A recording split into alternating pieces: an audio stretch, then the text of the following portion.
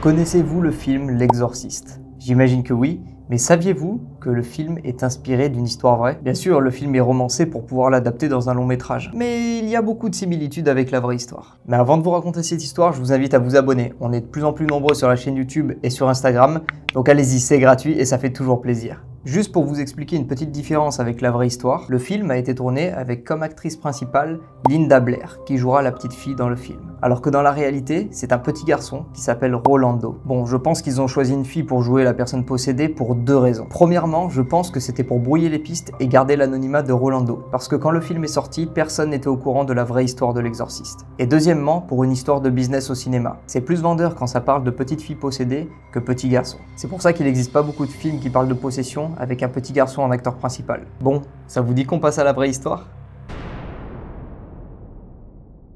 On est fin des années 1940 et Rolando, de son vrai nom Robbie Manheim, est un petit garçon qui vit aux États-Unis et plus précisément dans le Maryland.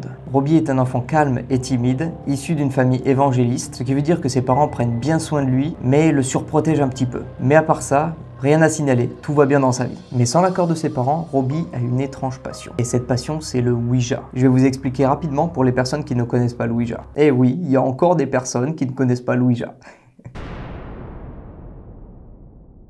C'est une pratique qui se fait depuis des années. Ça consiste à communiquer via une planche avec des lettres et des chiffres pour rentrer en contact avec des personnes décédées ou des entités. En bref, Robbie pratique le Ouija avec sa tante. Et après des mois d'utilisation de cette planche de Ouija avec sa tante, cette même tante décède dans des circonstances étranges.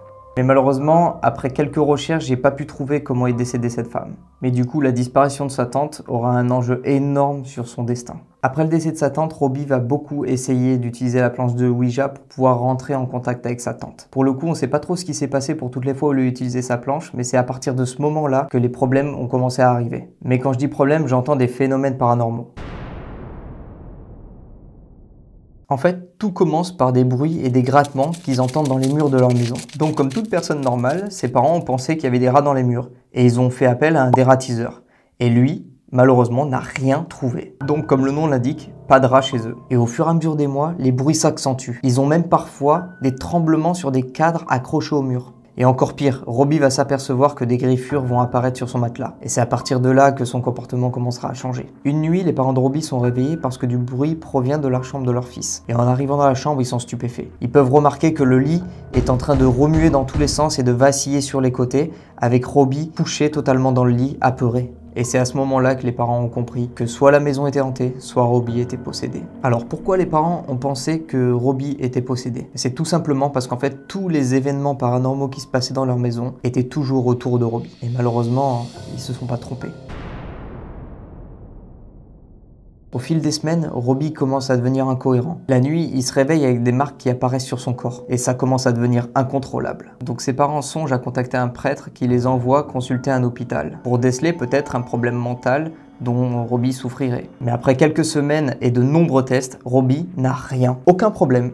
Il rentre donc chez lui avec ses parents. Les jours passent et un matin, Robbie se réveille et sur son ventre, il y a écrit Saint-Louis, tout ensanglanté. Et pour info, Saint-Louis, c'est la ville où sa tante décédée vivait. Et après ce phénomène, les parents de Robbie décident de s'installer à Saint-Louis, en pensant que c'est un signe. Ils essayent de se raccrocher à ce qu'ils peuvent.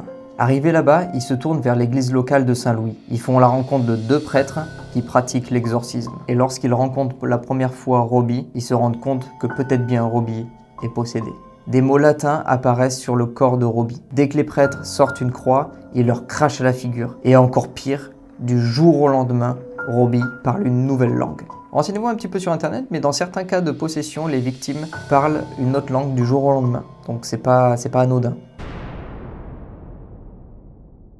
Au fur et à mesure des exorcismes, les prêtres sont contraints d'engager une troisième personne pour les séances. Et oui, j'ai bien dit pour les séances. Il n'y en aura pas une, il n'y en aura pas deux, mais il y en aura 11 qui seront pratiqués sur Robbie. Les prêtres sont obligés de garder un journal qui tiendront à jour au fur et à mesure des séances. Et ce journal-là sera utilisé pour fabriquer quelques scènes du film. Donc si vous avez vu le film, imaginez juste que certaines scènes ont été réelles. Rendez-vous compte de ce que Robbie a vécu pendant ces mois et ces mois d'exorcisme. Et c'est le 18 avril 1949, après 3 mois d'exorcisme, que les séances s'arrêteront. Et Robbie sortira avec certes de très mauvais souvenirs, et c'est pour ça qu'il veut jamais en parler et qu'il a gardé l'anonymat le plus longtemps possible, mais il ne sera pas mort, il en sortira indemne.